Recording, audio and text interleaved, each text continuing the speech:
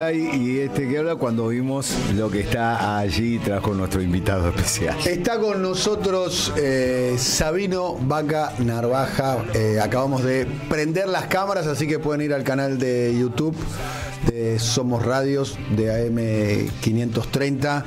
Querido Sabino, primero muchas gracias por venir. Sabemos que no solés dar entrevistas, que no hablas mucho, en realidad hablas mucho, pero no hablas mucho públicamente, así que valoramos primero el gesto que hayas venido acá, al piso, la confianza para que podamos conversar. Tenemos casi 45 minutos para conversar. Es un tema que a nosotros nos da muchísima curiosidad, que es el vínculo entre Argentina y China, China y el mundo.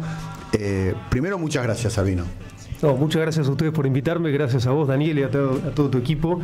La verdad que estoy muy contento de estar acá y bueno, compartir sobre todo esta última experiencia que me tocó de la responsabilidad de ser embajador argentino en China, en un país que es nuestro segundo socio comercial, ¿no? Y que, bueno, ahora estamos en una situación compleja, pero la verdad que esa experiencia fue para mí determinante. Bien, ¿de dónde surge? Y te voy a pedir por favor que te acerques un poquito más al micrófono. Acércate por favor el micrófono, ahí está. ¿De dónde surge la pasión, el interés tuyo por China? Bueno, en realidad hace unos 10 años, yo soy politólogo de formación y siempre China era algo que me interesaba. Yo también hice parte de la primaria en Cuba, entonces que tenía una relación muy estrecha, y también leía todas las crónicas de China en ese momento, así que tuve un acercamiento de chico, pero después ya en la universidad también, siempre me llamó la atención. Pero hace 10 años, cuando yo termino la carrera de posgrado, empezamos a trabajar en la Universidad de Lanús con un programa específico de cooperación y el primer posgrado de especialización vinculado a China y Latinoamérica que se desarrolla en la Universidad de Lanús. Y después en la experiencia práctica, el acercamiento más concreto fue, yo trabajé con Amado Mudú en el Senado, y él, en una decisión muy interesante, Julián Domínguez presidía la Cámara de Diputados y Senado, y Amado como vicepresidente de la Cámara de Senadores, crean ellos dos una dirección de relaciones internacionales, o sea, jerarquizan en el ámbito parlamentario las relaciones internacionales. Y Amado me nombra a mí director internacional del Senado, y ahí empieza una agenda parlamentaria con China muy intensa. O sea, ese también fue mi primer acercamiento a China, porque una cosa es estudiar China y otra cosa es viajar y conocer China, bueno, y otra para mí también más determinante es vivir en China, ¿no? Como estos últimos 4 años.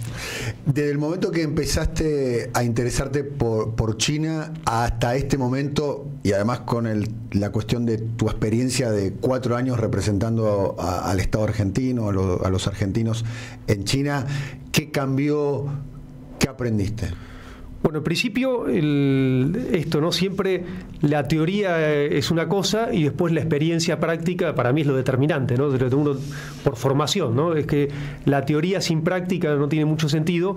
Y con respecto al vínculo con China, primero quiero decir que yo pienso los procesos, sobre todo con China, como procesos colectivos, ¿no?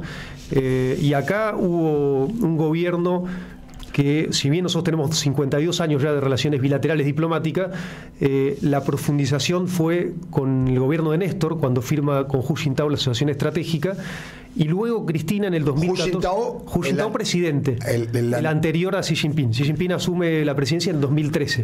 Este es su tercer mandato. Entonces, si vos ves, fueron cambiando los presidentes de Argentina y Xi Jinping mantuvo, conoce la región como ningún presidente de China, ¿no? Y ya es el tercer periodo de 5 años que está cumpliendo. Entonces, después, Cristina del 2014 establece la Asociación Estratégica Integral, o sea, hay otro hito fundacional en la relación con China, y luego en el gobierno de Alberto Fernández, Argentina ingresa a esta iniciativa, que es la iniciativa de la Franja y la Ruta, en resignificación. La Franja de la Seda y la Ruta de la Seda, que ya vamos a llegar a ese punto, que es un tema que me interesa. Pero estos son como los 3 puntos, o como los 3 hitos en la relación con China, pero marco esto porque son gobiernos peronistas, ¿no? Y obviamente la relación con el Partido Justicialista Histórica, con Mao, pero en esa etapa se profundizan como nunca los vínculos con China, ¿no? Quiero preguntarte a propósito de eso. Dijiste vos 52 años de relación diplomática entre China y la Argentina. ¿Cómo fue el vínculo de Perón con Mao? ¿Cuáles son las llaves de la historia, ¿no? Los reflejos que trae la historia a propósito del vínculo entre Argentina y China y entre el peronismo y China? Bueno, entre el peronismo y China, muy buenos, ¿no? Hay cartas de Perón a Mao, hay una relación muy buena, pero de nuevo, la verdad que era una China que estaba en ascenso, emergente. La verdad que ahí de nuevo... Perón la ve, ¿no? La visión es... Perón la ve. La visión estratégica de Perón de poder ver ese camino, la verdad que fue maravilloso. Hace poco Cristina da una entrevista, a mí me tocó vivir eso en la bilateral que tuvimos con Alberto, que estaba también Axel, estaban varios funcionarios de Argentina, y Xi Jinping le manda saludos a Cristina y cuenta esta reflexión y dice, bueno, ustedes estaban más desarrollados que nosotros con el peronismo, ¿no? Nosotros habíamos visitado el Museo del Partido porque en el 2021 se cumplían los 100 años de la creación del Partido Comunista de China, y ellos armaron un museo increíble. Y claro, cuando vos ves la línea temporal, y es lo que la reflexión que le dice previa a Xi Jinping, que la recuerda en esa bilateral a Cristina, que le dice, ustedes tenían desarrollo automotriz, aéreo, de fuerza, o sea, un montón de... La década del 40, 50. Exactamente. Entonces, Xi Jinping decía, bueno, nosotros avanzamos y ustedes se quedaron, ¿no? Esa era la reflexión del presidente que le hace a Cristina, que recuerda en la última entrevista. ¿Qué representa Argentina para China? Bueno, Argentina como Latinoamérica, yo la pondría en Latinoamérica. China tiene un tema que es un país muy grande, el tercero, o si sumás el continente antártico, el cuarto en tamaño de superficie, pero tiene un problema que solo el 12% de su territorio es cultivable.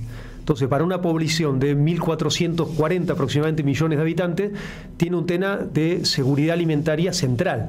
Entonces, todos los países productores de alimentos, también con reservas de minerales y también con energía, son como geopolíticamente determinantes para China. O sea, Latinoamérica en su conjunto es un gran proveedor de alimentos, de minerales y de energía a China. China ya es el principal socio comercial de América Latina, ¿no? Y China ha ocupado en los últimos 10 años, ha pasado de estar sexto, séptimo a ser primero, segundo. O sea, te diría de toda nuestra región. El único país importante de la región que todavía no es el principal socio comercial es México. Pero México, el volumen comercial ha crecido mucho y obviamente México, al estar, ellos tienen la complementariedad económica con el NAFTA. O sea, con Estados... es muy difícil. Fíjate que de los países de la región, la mayoría se han incorporado a la iniciativa de la Franja y la Ruta, pero bueno, en el caso de México, su esquema económico está en el NAFTA. O sea, no es muy difícil que se incorpore. ¿Y los chinos cuando ven a Argentina, qué ven? Primero ven un país que han tenido, los chinos valoran mucho las políticas de Estado, ¿no? Entonces ven una continuidad y después una profundización de las relaciones, como digo yo, con el peronismo, ¿no?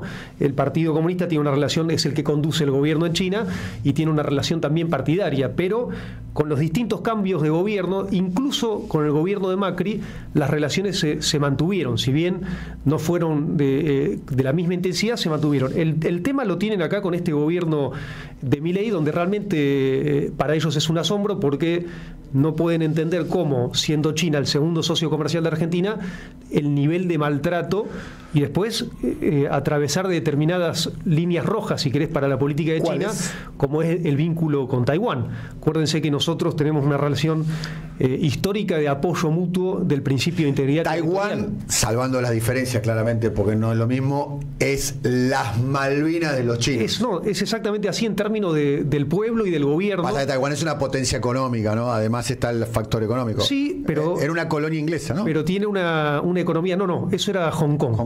Taiwán, acuérdense que es cuando gana la Mao y establece en el 1949 la República Popular China, el Kuomintang, Chiang Kai-shek se va a Taiwán. Y ahí establece, y la diferencia, si querés, Malvinas, es que Chiang Kai-shek o el Kuomintang dicen que Taiwán es todo China, o sea, es un reclamo inverso, ¿no? Entonces, desde 1971 Naciones Unidas reconoce el principio de una sola China, y eso también, por eso digo, es una cuestión del sistema internacional. Y Argentina, por supuesto, como Argentina respalda el principio de integridad territorial por nuestro reclamo con la soberanía de Malvinas, es como un reclamo cruzado, o sea, pero además Taiwán es una línea roja para la diplomacia que china. nunca se cruzó en los 52 años de relaciones diplomáticas, eso es muy importante decir. Lo cruzó Diana Mondino, ¿no? Varios, no solo la canciller. Acuérdense que el primer punto es que en el búnker de estaba la representante de Taiwán, ya una situación rara. Después hubo una donación de peluches, no, de pan dulce, ¿no? El legislador que me acuerdo ahí eran qué caro nos salieron los pan dulces, ¿no? Decían. Sí. Después hubo legisladores que viajaron, después el gobernador del Chaco, Espert, recibe o sea, hubo un montón de cuestiones que, claro, cuando eso vos tenés en la diplomacia china una alerta total. Es una provocación. Y además, yo creo que tiene que ver con este desorden del sistema o este desconocimiento del sistema internacional que tiene este gobierno, particularmente Mondino, que creo que es la más cercana ideológicamente del gabinete a Milei por el tema económico, pero un desorden en el tema internacional de no velar, porque en definitiva es velar por los intereses de tu reconocimiento con Malvinas, ¿no? Esto que pasó ahora en el Mercosur, de la no presencia de Milei y la no incorporación del reclamo de soberanía de Malvinas en el Mercosur, ¿no? La provocación también de Diana Mondino en la entrevista que hizo con la periodista María Laura Aviñolo, diciendo que todos los chinos son todos iguales, ¿no? Eso fue de un impacto muy fuerte, no solo en el gobierno, sino en la población china. ¿Sí? Primero, ¿cuándo lo dice? Acuérdense que ella tiene esta visita a China. Yo digo que es como que Mondino hace como una suerte de bombero, pero sin saber el manejo del fuego, ¿no? Porque cuando Milei tira agresiones, la mandan a Mondino, pero con muy poco. Lo mandan a apagarlo y lo asusa.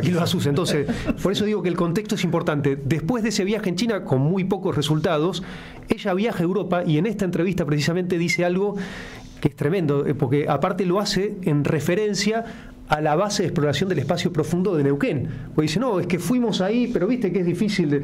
Una frase, porque yo te digo, yo que viví en China, que es algo que no conocía, la diversidad que tiene el pueblo chino, yo no la vi en ningún otro país. O sea, vos tenés regiones como Xinjiang, que es una región autónoma, que son musulmanes.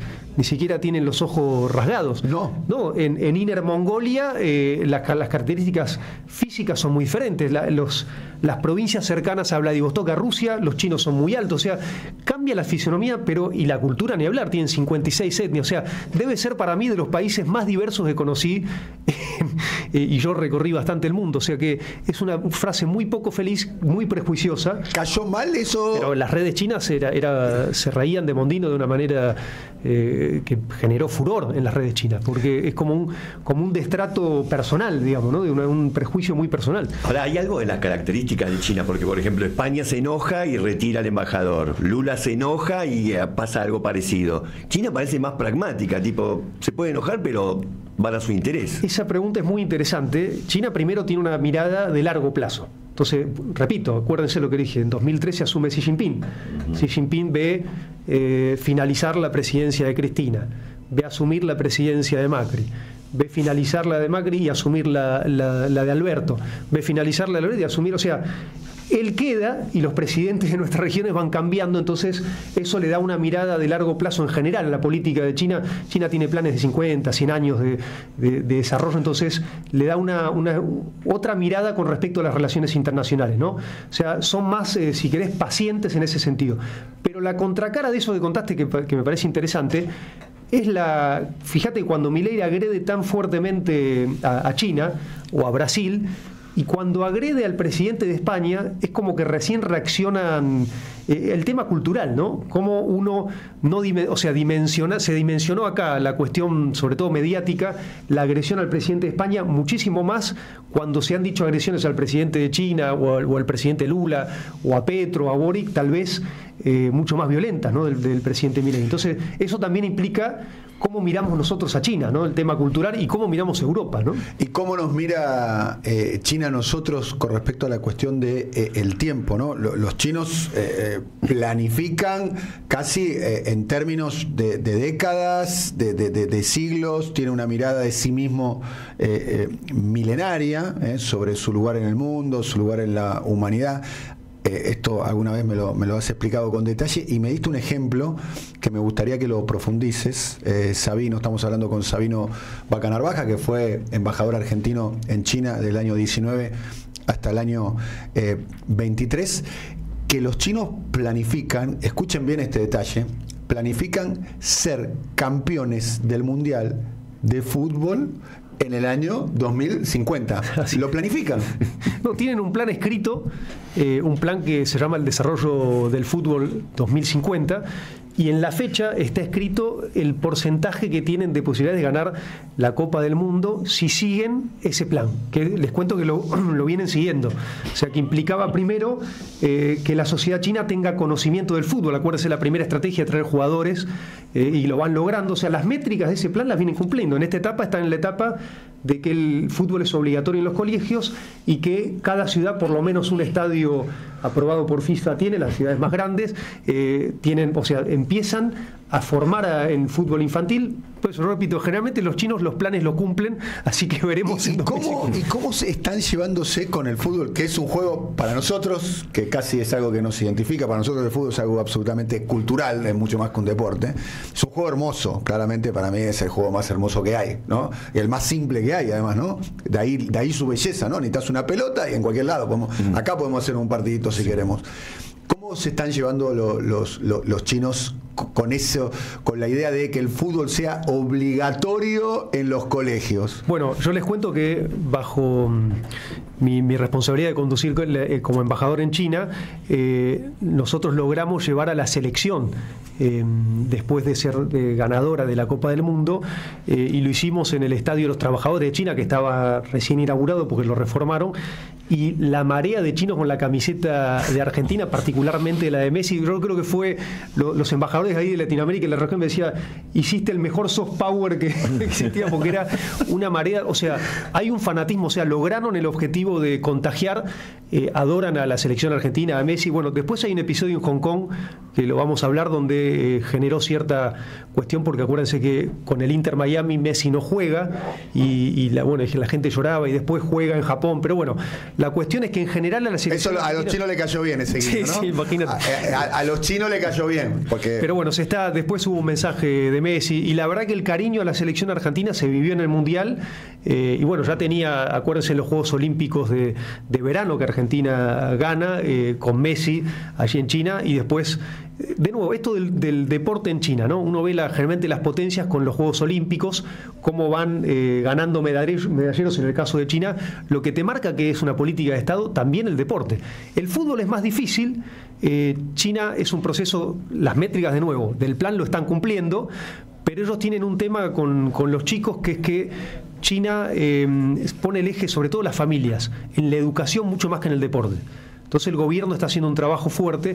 ¿Qué quiere decir esto? Que hay mucha exigencia con el estudio, entonces pocos familias sobre todo ven como algo aspiracional, sí, como el fútbol, como un esquema de ascenso social. Entonces le ponen el esfuerzo más que nada en la educación. Vamos a hablar de varias cuestiones. Me gustaría profundizar sobre la idea de qué ve China cuando ve a Argentina. Y uno piensa que fundamentalmente ve proteínas, ¿no?, de origen vegetal, de origen animal, para poder alimentarse, y ve materias primas, ¿no? Ve energía, ¿no? De modo indirecto quizás, ¿no? ¿Cuál es la razón por la cual, y vayamos ya a las inversiones más importantes que tiene China en la Argentina? Empecemos por las represas de la Patagonia, de la provincia de Santa Cruz, la Zepernik y la Néstor. Jorge Zepernik y Carlos Néstor. Dos gobernadores de la provincia. ¿Cuál es el motivo, cuál es el objetivo que tiene China con esas represas? Bueno, primero, yo quiero hablar de esto que decíamos. Nosotros, por supuesto, hoy la relación comercial con China está primarizada, como la mayoría de los países de la región. Básicamente nosotros exportamos productos animales, alimentos para los animales de granja, centralmente. Soja. Importamos poroto, mucha carne también ahora, que está creciendo. Nosotros, claro, el 90% de la soja se exporta a China, el 57% de la carne de vacuna se exporta a China, y después tenemos productos como las garras de pollo, que son muy consumidos, y se hizo un trabajo muy grande que ahora está medio trunco, pero espero que avance, que es la apertura de menudencias, que es toda la parte interior que se consume mucho en China. Pero también yo quiero poner un eje en que este esquema de primarización depende también de la relación con los estados, porque China, lo que en la propuesta de cooperación, ellos tienen este lema de desarrollo compartido, y también hay cooperación o transferencia de tecnología. Por ejemplo, hoy tenemos empresas, justo con esta desmantelación que se está haciendo del tema nuclear, ¿no? Tenemos empresas como Conuar que están exportando materiales para las centrales nucleares de China. O teníamos el caso del INVAP, donde China, fíjense, China con este desarrollo que tiene una dependencia de lo que se llaman los radioisótopos medicinales. Entonces tiene que importar el 80% de los radioisótopos medicinales. Empieza a hacer un contacto con el INVAP y empieza a negociar para comprar 2 reactores tipo OPAL en una provincia china. Imagínense el potencial, porque ellos tienen también un plan para tener soberanía con respecto a esa... Estamos hablando de una venta del INVAP, de la empresa de Río Negro. Exactamente, una venta del reactor OPAL, pero estos serían como 2 reactores OPAL para una provincia que está en este proceso de cortar esa cuestión que tiene China entonces ahí tenés Argentina transfiriendo tecnología hacia China. O sea, hay un montón de casos también interesantes donde nuestro gobierno, en los acuerdos que hizo con China, metió mucho la cuestión científico-técnica, y lo interesante en la relación con China es que no te pone condicionalidades. O sea, por supuesto, China, si vos ves el plan de infraestructura, el Franja y la Ruta, ¿por qué? Porque China está en una fase de desarrollo que necesita mejorar la logística mundial para vender más productos de manufactureros, que es el fuerte de China. Es el próximo paso, de alguna manera, de China, digamos. China, en realidad, la Franja y la Ruta lo propone Xi Jinping en el año también 2013. A ver, hagamos un poquito, por lo que estuve leyendo, la ruta de la seda es la vieja ruta de Marco Polo. Resignificación, exacto. De la vieja ruta de Marco Polo. Exactamente. ¿No? Desde China al Mediterráneo, donde supuestamente Marco Polo trae a Europa los fideos, que tienen de origen chino, la pizza, el helado, que tiene de origen chino, ¿no? Hay muchas cuestiones. Es interesante porque fíjense, en ese momento donde Europa iba a China a buscar un montón de cuestiones, ahora esto que decimos que China en estos últimos, o sea, la revolución industrial, ¿no? Estos son 200 años, es un periodo de tiempo muy corto, y China como vuelve a ser el centro después de un periodo corto, ¿no? Pero China tiene más de 5.000 años de historia, y siempre en términos históricos ha sido un país de mucho desarrollo tecnológico. Acuérdense, la pólvora, el paracaídas, un montón de innovaciones científicos ¿Cuál es más? Me interesa la pólvora, la pizza, el helado, los fideos, la brújula. Bueno, algunos dicen que la dinastía Tang ya tenía un juego parecido al fútbol, ¿no? Y que después los ingleses, así como el polo, también dicen algunos que había un juego muy parecido en China. O sea, es una cultura tan milenaria que vos podés encontrar una palabra que alguna vez, leyendo cuestiones de China que escribió Henry Kissinger, que me parece que es una persona determinante. Recomendable el libro de él sobre China on China, que es muy interesante. Quedó desactualizado porque está escrito hace un montón, pero fíjense él inicia con Nixon lo que se llama la diplomacia del ping-pong, ¿no? Y bueno, hay muchos intelectuales que hoy le echan la culpa a Nixon de la fortaleza de China. Dice, bueno, ustedes hicieron fuerte a China. En ese momento Nixon quería balancear a Rusia. Quería, de alguna manera, debilitar a la Unión Soviética en aquel momento, fortaleciendo a la Unión Soviética, exacto, a China, ¿no? Y en ese esquema geopolítico, por eso muchos analistas dicen, bueno, en realidad, si vos ves los que le dan el motor industrial a China y de la industria automotriz es Alemania, y la parte también económica de Estados Unidos. O sea, hay un... Recién estábamos viendo imágenes, le vamos a pedir a Emma, nuestro compañero de trabajo, operador, de BYD. BYD es impactante, claro, el automotriz ahora número uno. Quiero que me cuentes un poco la historia esa. Estos autos, estos son los autos eléctricos chinos. Hoy los número uno del mundo. Ustedes pueden verlo en las publicidades tanto de la Eurocopa como de la Copa América. Aparece una marca que seguramente ustedes no conocen porque todavía estos autos no se comercializan en la Argentina. Bueno, ahora tienen una planta en Brasil. En Camaçari, sí. En el estado de Bahía, donde estaba la vieja planta de la empresa Ford. Ahí también hay un mensaje. Se va Ford de Brasil y llegan los chinos con este auto que hace algunos años atrás, cuando le preguntaron... Ese es muy, muy divertido. Contalo vos. No, ahí hay primero el que saca este tuit es un escritor, Javier García, periodista de la agencia EFE, que él renuncia a la agencia EFE cuando empiezan a pedirle que critique a China, y en un tuit bastante histórico que tuvo muchas repercusiones. Y Javier saca un tuit recordando una entrevista que le hace una periodista china a Elon Musk hace 6, 7 años, y le pregunta precisamente, ustedes saben, Tesla tiene fábricas en Shanghái y bueno, y vende muchísimos autos en Shanghái. Y la periodista le pregunta por BYD. Se lo voy a pasar ahora a Emma. Es para, así lo ponemos. Para mirarlo, y Elon Musk empieza a reír. Y la periodista dice, ¿pero por qué se ríe? ¿Pero usted vio esos autos? Le dice, bueno, hoy, ¿por qué lo sube este tuit Javier García? Porque dice, la ironía de que ahora Elon Musk le pide a su gobierno proteccionismo contra los autos que él se reía y que descalificaba burlonamente. ¿Qué diferencia hay entre la ruta de la seda, que quiere replicar aquel comercio en aquel momento entre Oriente y Occidente, entre Europa y la otra variante, que es la franja de la seda? ¿Cuál es la diferencia entre uno y la otra? Tienen muchos temas en común, pero bueno, son diametralmente diferentes, porque acá lo que plantea esta iniciativa es básicamente, primero, un poco de historia. El primer eje de la franja y la ruta es conectar Eurasia. Básicamente es ir hacia el mercado europeo. Ellos veían el mercado europeo, por la cantidad de personas y por el consumo, como un mercado estratégico. Entonces era un plan que conectaba a través de vías férreas, de gasoductos, de conectividad, de puertos, acuérdense ahí de Grecia, de resignificar lo que es la histórica franja y ruta, que estaba vinculado más que nada al comercio, en un esquema integral también de conectividad y de infraestructura. ¿Qué digo yo? Esta capacidad industrial que tiene China, al mejorar las cadenas logísticas de suministro, por supuesto lo hace más competitivo también sus productos. Entonces ahí el primer eje era el mercado chino. Después Xi Jinping lo amplía a África y Oceanía. Y ya el último paso es a América Latina, por lo que ellos llaman la ruta marítima de la ruta de la seda, ¿no? Porque también hay historiadores que ahora han descubierto que 70 años antes que los portugueses, los chinos habían recorrido casi todo el mundo en unos barcos 3 veces más grandes de porte que los españoles o los portugueses. O sea, es interesante también en la historia esto, que es el almirante G, y que está, bueno, hay muchos libros que relatan sobre esto, pero claro, como China no tenía una vocación ni colonial ni expansiva, porque ya se sentían un universo en sí mismo por el tamaño, lo que hacen es intercambio. Entonces hay muchas cosas culturales y culinarias interesantes. Hay algunas cosas que me gustaría subrayar. No decís que no tienen vocación ni colonial ni expansiva. Y antes dijiste la palabra centro, ¿no? Sí. Que es lo que quería decir. China, vos ves los dos ideogramas que conforman la palabra China.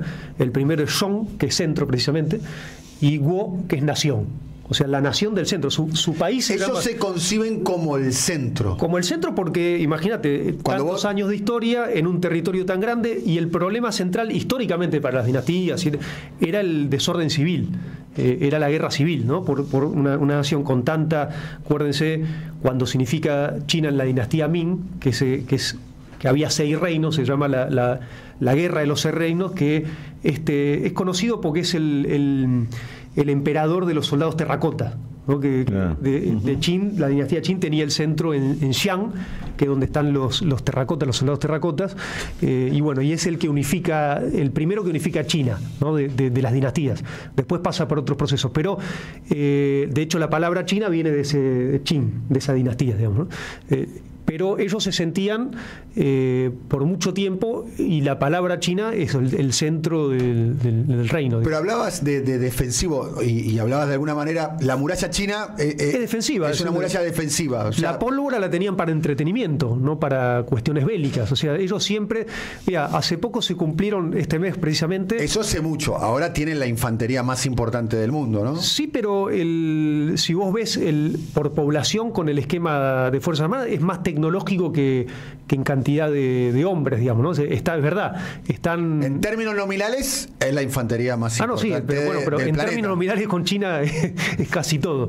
Pero ellos tienen, hace poco se cumplieron los 70 años de los 5 principios de coexistencia pacífica, que es interesante porque es como China ve el plano internacional. Y hubo una actividad este mes con Xi Jinping, que convocó al sistema internacional que vive ahí en China, a resaltar estos 70 años de los 5 principios de coexistencia pacífica, que los enumero. El primero es vinculado al respeto de la soberanía e integridad territorial. El segundo, la no agresión. El tercero, la no injerencia en asuntos internos. El 4, las relaciones equilibradas, igualitarias. Y el último, el beneficio mutuo. Fíjense, estos 5 principios marcan cómo ve China las relaciones internacionales. Lo celebran como aniversario. Claro. Claro, es un fenómeno. Porque uno está acostumbrado, cuando emerge una potencia, a sentir esto, ¿no? Condicionalidades, imposiciones.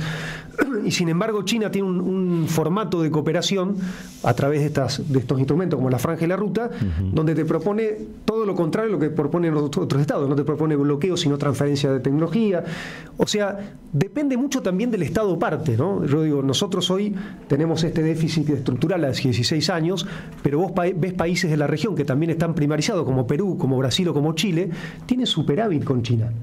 Básicamente eso por la minería. Por la minería. Por la minería, ¿no? La Argentina tiene un potencial enorme. Sí, también. Pasa que la Argentina tiene unas licencias sociales con respecto a la explotación minera que Chile no tiene y que Perú no tiene, para dar un ejemplo, ¿no? Está bien, pero Bolivia las tiene y sin embargo está creciendo mucho. Y Argentina está creciendo también eso, porque nosotros tenemos la ventaja de que tenemos un mineral que es el litio, hablando de BYD, de lo que es la electromovilidad, que tiene un proceso semi-industrial, no es tan extractivista como otros. O sea, tenés que armar con una cuestión química, y ahora hay tecnología que también no te consumen tanta agua. O sea, y por supuesto, nosotros que cuando venían las inversiones chinas, ¿qué le pedíamos? Hablábamos con YPF Tech, YPF Litio, y le decíamos, bueno, firmen. De nuevo, depende mucho del Estado y la propuesta de Estado. Si vos tenés un Estado como ahora el RI, y dice, bueno, llévense los recursos sin casi ninguna contraprestación para Argentina, es una situación. Ahora, nosotros le hacíamos que firmen convenios y que tengan un plan de industrialización. O sea, nosotros les pedíamos, perfecto, el litio está perfecto, pero nosotros queremos que acá cadena de valor agregada, baterías tal vez no podemos hacer, pero sí celdas de litio. Un componente y además, Argentina tiene una particularidad con respecto a los otros países que tienen litio, que tenemos industria automotriz. O sea, imagínense, podríamos tener también la cadena de la electromovilidad, porque también tenemos cobre. Los autos eléctricos usan de 7 a 8 veces más cableado de cobre que los de combustión. Entonces tenemos litio y cobre. Y tenemos una industria automotriz que está entre las 10 mejores del mundo. Por eso, o sea, tenemos ahí un potencial con respecto a la electromovilidad muy interesante, que podríamos trabajarlo, por ejemplo, con China, porque China tiene esto, que digo, que tiene toda la cadena de la electromovilidad, porque ellos han hecho un plan muy fuerte con respecto al tema de políticas ambientales. Tienen este plan de 2030 reducir a la mitad la emisión de carbono y 2060 la totalidad. Otro plan de largo plazo de China. Quería ir repasando las inversiones de China en la Argentina. Vamos, las represas, el Belgrano Carga. Belgrano Carga es muy importante. Atucha 3. Eso es también sumamente importante. Bueno, si uno ve, una central acá vamos a hacer, ya hice una reivindicación a Amado. Si uno ve la mayoría de los proyectos estratégicos, vos tenés lo que se llama el DESE, que es un diálogo de acuerdo estratégico donde vos firmás con China las obras que querés con financiamiento barato. ¿Qué es lo que te da China? Es un financiamiento muy barato para construir esto, que en definitiva también son vectores para tu desarrollo. De nuevo, un tipo de cooperación donde vos también definís qué obras hacer, como las represas, energía, como nuestra cuarta central nuclear, Atucha 3. Cuando se firma eso eran 2 centrales, la Hualong la cuarta y quinta. Exactamente, pero bueno, después China, como pasa todo, nosotros demoramos y China avanzó en una tecnología que es Hualong, Hualón y casi que la Candú se descartó. Entonces, el financiamiento era eso. Todo eso está parado, ¿no? Solo por la obra pública, sino por el tema de la relación con China. ¿Y el Belgrano Carga en qué situación está? Porque lo cierto es que durante el gobierno de Alberto Fernández hubo de alguna manera, no quizás por tu rol, de hecho ha trascendido públicamente, había de alguna manera un vínculo ambivalente, digamos. Claramente era una relación con China que se cuidaba, ¿no? No era la relación que hay ahora con Milei, pero no tenía la intensidad que tenía, como tenía durante el gobierno de Cristina. Y gran parte de los proyectos de los chinos en la Argentina, represas, Belgrano Carga, Atucha 3, para nombrarte alguno, estaban un poquito stand-by, a fuego lento, o a paso de hombre. Y vos estás asintiendo con la cabeza. Sí. La realidad es que, primero, una cosa para disentir, la relación con China sí se recontra profundizó y China fue determinante para todo lo que tenía que ver con los insumos. En la pandemia fue determinante y hubo una cooperación enorme a través de insumos, y después con el plan de vacunación que fue determinante. Solo de Sinopharm se consiguieron 31 millones de dosis de vacuna, de CanSino otros 5 millones que eran aparte de monodosis, o sea que te impactaba el doble. Sí, financiamiento externo, te agrego yo. El tema del swap, que eso fue clave, porque fíjense lo que está pasando ahora. Vos tenías este estrés de divisas y hay que entender la diferencia entre el swap encaje y el swap de crédito que nos dejan usar, que son estos 5.000 millones que se vencían ahora, que nos permiten mantener el esquema industrial, porque no es solo lo que Argentina exporta, productos primarizados, sino también lo que importa, que tiene un impacto en las pymes y en el sector industrial argentino, que después lo usa para exportar. Entonces es determinante también para nuestro sistema industrial. Fíjense, ahora está cayendo el esquema en la relación comercial con China por el parate de la economía, el desastre económico que está generando este gobierno, y fíjense cómo está afectando eso a nuestro sector industrial, porque no puede importar precisamente productos para tener esa dinámica. Y para nosotros, de nuevo, es verdad, el proceso de la parte de infraestructura no tuvo la velocidad que tendría que haber tenido, pero que este gobierno directamente lo paró. No, eso está claro. Y a favor que de la Macri relación paró, y que este gobierno es una calamidad. Lo cierto es que lo que se veía, y hablábamos con personas que estaban involucradas en esa cuestión, que el ritmo, digamos... Sí. La diferencia, si querés, es que... al gobierno de Alberto hay que compararlo con el gobierno de Cristina. Gobierno, en el sentido que tiene el mismo origen. Yo dije que iba a ser una reivindicación y era al arquitecto Julio Devido el trabajo que hizo el Ministerio de Planificación. Y si vos ves las obras que diseñan en el periodo de Cristina, e incluso aún en el periodo de Néstor, continúa. Esa base de proyectos incluso se continuó con Macri. O sea, esos 10 proyectos estratégicos, había muchos que eran diseñados desde el Ministerio de Planificación. Yo digo, me parece muy importante el tema del consenso, políticas estatales con China con respecto a financiamiento de obras que son claves. O sea, en su momento me acuerdo que Alemania discutía el tema de las centrales nucleares. Ahora está hasta Greta Thunberg diciendo vuelvan las centrales nucleares porque es el eje para la lucha contra el cambio climático, emisión limpia y sostenible. O sea, imagínense lo que perdimos nosotros de tiempo. Y de nuevo, el contraste con este gobierno, por supuesto, es atroz. Ha desarticulado el esquema nuclear de Argentina, incluso el CAREN, ¿no? Que era un proyecto también que tenía, de nuevo, esta presión de Estados Unidos permanente. Yo en un momento decía, medio en broma, decía, en algún momento van a decir que exportar soja es un problema geopolítico, ¿viste? Porque no podías hacer 5G, era un esquema geopolítico. El tema de industrializar el gas para generar urea, no, era un puerto en Tierra del Fuego. El tema de los aviones, que tecnológicamente estaba mucho más viable de China, era todo un problema. Cualquier cosa que hacías con China era un problema geopolítico. Entonces, claro, la soja no, porque Estados Unidos les exporta mucha soja a los chinos, así que eso nunca va a ser un problema geopolítico. Y además, la relación entre China y Estados Unidos es una relación económica muy intensa. Cada uno son el principal socio comercial, cada uno, de China a Estados Unidos y China. La diferencia está en Estados Unidos. Estados Unidos ha elegido como rival estratégico a China, y si lo ves para Estados Unidos, está bien, porque las antípodas de lo que Milei profesa están en Trump. Trump hace proteccionismo, nacionalismo, y dice, bueno, ahora la globalización dejó de ser funcional para nosotros, vamos a romper la globalización. Acuérdense cuando asumió Trump, rompe el Tratado Transpacífico con Abel de Japón, Y paradójicamente el que toma esa política de globalización es China por su fase de desarrollo. Sí. Pero se da esta situación.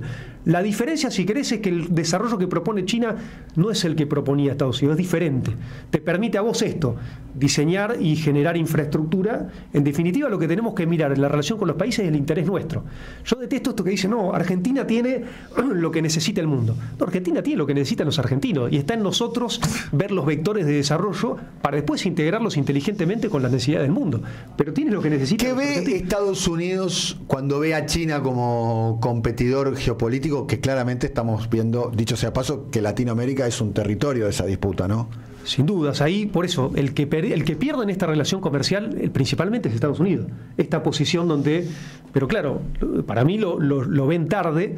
Yo igual no subestimo a Estados Unidos porque me parecen que han tenido esto es una teoría que la acuño a mí, ¿no? O sea, cuando Trump trata de hacer el desacople por vía pacífica, ¿no? Acuérdense que le pedía a las empresas vuelvan... La relocalización. La relocalización. Entonces, que se llamó a grandes modos el desacople, ¿no? Pero las empresas, ¿qué le decían, no? Por ejemplo, Apple le decía, pero ni loco, yo ahora en China tengo 400 millones de sectores medios, el doble de Estados Unidos, y donde más vendo celulares en el mundo es en China. ¿Cuántas personas? Lo mismo le decía Tesla, lo mismo...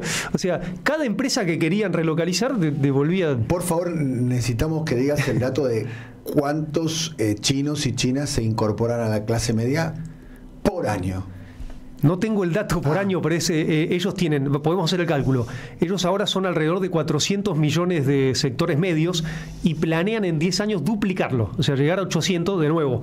China cumple los cuadros, tenemos acá un economista, puede ayudarme el Rulo con el dato por año, pero es un crecimiento realmente exponencial y de eso tienen, como decía apenas llegué, 50 millones de millonarios. O sea, claro, una Argentina y más de millonarios. Hoy, ellos están en un proceso, acuérdense que se llamaba el crecimiento a tasas chinas, sí, y China está ahora en un proceso de desarrollo que ellos llaman desarrollo de calidad. ¿Qué quiere decir esto? Que no haya tanta concentración, ¿no?, de la riqueza. Entonces están llevando una política más, por eso digo que planean duplicar los sectores medios, de lo que ellos llaman sociedad modestamente... Es un 8 o un 10% por año. De 400 le están agregando 40 millones por año. 40 millones. Claro. 40 millones, casi una Argentina. Casi una Argentina por año que se incorpora a los sectores medios. ¿Qué pasa con eso? Que cuando vos tenés semejantes sectores medios, cuando vivís en China te das cuenta, por ejemplo, China es el país que más consume café en el mundo. Ajá. Una sociedad apegada al consumo del té, culturalmente. Sí. Son los que más consumen té porque, claro, se ponen de moda también cuestiones... Al cambiar los patrones de consumo... Claro, esto que pasa con el turismo. O sea, ellos consumen en las grandes tiendas de Europa. O sea, son el primer turismo emisor del mundo, el que más gasta promedio por día en el mundo. Imagínense ahí el terreno que tiene Argentina. ¿Y cuáles malestares internos hay? Porque alguna crisis, algunas tensiones debe haber. Bueno, la crisis, las sociales... yo digo que es el desafío que tiene China, es cuando no hay un crecimiento tan acelerado. Por ejemplo, a mí me pasó de vivir en la pandemia. Acuérdense que China tuvo 3 años bloqueado. Imagínense 3 años. Si acá se asustaron con la pandemia. Bueno, en China, aparte era como digo te cerraron un hotel, ¿no? Pero claro, era una verdad. Yo llegué con mi mujer y mi hijo, nos separaron. Pero claro, se cumplía a rajatabla, venían y te tomaban la temperatura 2 veces. Te abrían la comida, te daban la comida. Yo que aún así fui bastante dinámico en China y recorrí muchas provincias, me habré hecho, no sé, 1.500 PCR por los controles. O sea, vos tenías también, usaba mucho la tecnología para el control. Y bueno, y eso generó 2 cosas. Sí. Una recesión económica que todavía le están sufriendo, sí, porque fue un impacto muy fuerte ese cierre, y protestas sociales. Por eso se dice, no, que no hay... Entonces, el desafío de China, para mí, en términos de largo plazo, es si no tiene crecimiento. Porque, ¿cuál es la homologación que tiene el pueblo chino con la conducción del Partido Comunista? Que cada día está mejor. Es un poco lo que le pasa a muchos países occidentales, ¿no? Que si tu condición de vida no cambia para mejor, y vos vas a empezar a criticar tu sistema. Esto le pasa mucho a la sociedad china. Fíjense que el Partido Comunista de China es chico para la escala de China, de nuevo, son 96 millones de afiliados, pero para 1.440 millones de personas es un partido de conducción de cuadros, que es muy difícil acceder. ¿Qué quiero decir con esto? A la mayoría de la gente no le interesa mucho la política, pero sí le interesa que esa conducción los está llevando a un buen camino, que los planes se respetan y que están cada día mejor. Ese es el punto para mí central de homologación. Obviamente, cuando si querés, contrato social no se cumple, como en estos 3 años, que igual dicho sea de paso, ¿por qué se cierra China así? Y principalmente por los adultos mayores. Los adultos mayores de China, que son una institución muy respetada, no creen en la medicina científica. Usan mucho la medicina tradicional, porque es algo que se usa históricamente. Entonces no querían vacunarse. Entonces la apertura de China implicaba que podían morir muchos adultos en el proceso, y los adultos son una institución muy importante para China, porque viven en la casa de la familia, se cuidan a los hijos. Es un valor sumamente importante ser adulto mayor en China, y el impacto que iba a tener social era muy grande. Por eso tomaron esa decisión, pero les trajo esta situación, que una cuestión económica. Aún así, en 2020 fue el único país que creció al 2%, pero bueno, estábamos hablando que estaba acostumbrado a crecer al 6, al 7, entonces esa dinámica del crecimiento que China ahora va hacia ese desarrollo de calidad, de decir, bueno, tal vez no crecemos a tasas chinas, pero crecemos de manera más equilibrada. Entonces China hizo este programa de erradicación de la pobreza para descomprimir las ciudades, y erradicó la pobreza estructural en 2021 gracias a este programa. Para ir terminando, quiero preguntarte por la figura del presidente chino, de Xi Jinping. ¿Qué puedes decir? ¿Qué características tiene Xi? Bueno, primero es una persona que conoce mucho Latinoamérica. Los líderes en China tienen una cuestión particular, que ellos, el Partido Comunista los hace gobernar distintas provincias, y a vos te evalúa el partido por cómo gobernás una provincia pobre que una provincia rica, pero van rotando, y eso le da mucha experiencia en la práctica. O sea, para llegar a ser presidente en China vos tenés que haber gobernado varias provincias. Por ejemplo, el caso de Xi Jinping, de las últimas fue Fujian. ¿Por qué es importante? Fujian si vos ves la migración china en Argentina, el 90% son de la provincia de Fujian, particularmente una ciudad que es Fujian, donde en realidad es una provincia que tuvo mucha migración en el mundo. Y acá en los 90 hubo una corriente migratoria muy grande de Fujian. Entonces yo creo que primero el haber sido gobernador de Fujian tiene una conexión con Latinoamérica, particularmente con Argentina personal, y creo que es de los presidentes chinos que más conoce nuestro país, y después que es fanático del fútbol, entonces tiene una conexión. Hay 2 selfies nada más conocidas de Xi Jinping, una con el Kun Agüero, que la saca el Kun Agüero, y otra que se la saqué yo en la última cumbre de la Franja y la Ruta. Son 2 argentinos, pero tiene que ver con el fanatismo de Xi Jinping del fútbol, ¿no? ¿Qué características tiene como líder, Sabino? Bueno, es una persona que es muy preocupado por su población. Ellos cariñosamente le dicen Xitata, como si fuese tío Xi. Ha hecho una campaña muy fuerte. Si querés, los estándares de Xi Jinping son la erradicación de la pobreza, que eso se ha acelerado en el gobierno de él con este programa que de nuevo tenían este plan de desarrollo de la pobreza estructural, sacar la pobreza estructural, que lo cumple en el 2021, justo en los 100 años del partido. Y este programa de las zonas rurales, de desarrollo de las zonas rurales, lo implementa fuerte Xi Jinping. Después Xi Jinping hace un tema muy fuerte también contra la corrupción en el partido, elevando como la vara moral, y mete preso mucha gente del partido con casos de corrupción, y eso le genera también mucha popularidad, ¿no? Y después la visión estratégica, ¿no? Si vos me decís hoy los líderes regionales, las propuestas que tiene Xi Jinping, mundiales, las propuestas que tiene Xi Jinping y las que proponen Naciones Unidas, las últimas 3 son Iniciativa de Desarrollo Global, Iniciativa de Seguridad Global y Iniciativa de Civilización Global, tienen una mirada, si querés, muy parecida a las bases de periodo medioambiental, de desarrollo compartido, de multilateralidad. O sea, es muy interesante la propuesta de China en el contorno del sistema de Naciones Unidas. El motivo de la visita de Sabino, que te agradecemos mucho, y gracias por todos los libros que nos trajiste, el presente, fundamentalmente. Este sobre todo, que lo vamos a mostrar acá y lo pueden ver, que es El Eternauta. En mandarín, sí. De Oesterheld, en mandarín. Fue un trabajo muy fuerte de la familia Solano López y Oesterheld, que por supuesto la embajada también ayudó, y la verdad que un orgullo poder... Es una edición hermosa, además. Sí, hermosa. ¿Sabés mandarín, Sabino? como digo, y tien. Es muy difícil hablar fluidamente, pero bueno, yo como digo, siempre trato de aprender y una de las cosas que hice cuando llegué a China era, bueno, tengo que descubrir cuál es la marcha peronista de los chinos. La encontré y bueno, es un caso, una cuestión de color. En la cumbre bilateral con Xi Jinping, cuando termina, yo le digo un estribillo de esta frase en mandarín a Xi Jinping. Que es Meiyo Gong Shandan, Shomeyo Xinshongguo, que en realidad es cantado, que sin el Partido Comunista no existiría la nueva China, que yo la escuché cuando estaban celebrando los 100 años del partido en Plaza Tiananmen, que lo cantaban, lo repetían, y digo, me parece que es por acá. Cuando se la digo a Xi Jinping en mandarín, la reunión había sido, bueno, tranquila, muy interesante. Sacó los trapos. Se empezó a reír, lanzó una carcajada y me felicita, todo en mandarín. Claro. Obviamente a mí me pregunta, ¿qué le dijiste? Bueno, sí, claro. Pero lo más interesante es que después esto fue en cuarentena, todo, viste, con una burbuja. Después los chinos editaron esa parte del saludo y la suben ellos a las redes de Taobin, que es el TikTok chino, y de repente yo tenía a las horas, no sé, 46 millones de likes.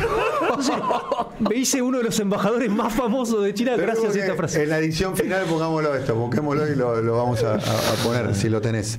Va a haber un encuentro, el motivo de la visita de Sabino, que la verdad que te agradecemos mucho que hayas venido, la verdad que disfrutamos mucho de la conversación, aprendimos mucho, la verdad. Sí. Sabemos que además que no solés dar entrevistas, así que valoramos también el gesto de confianza.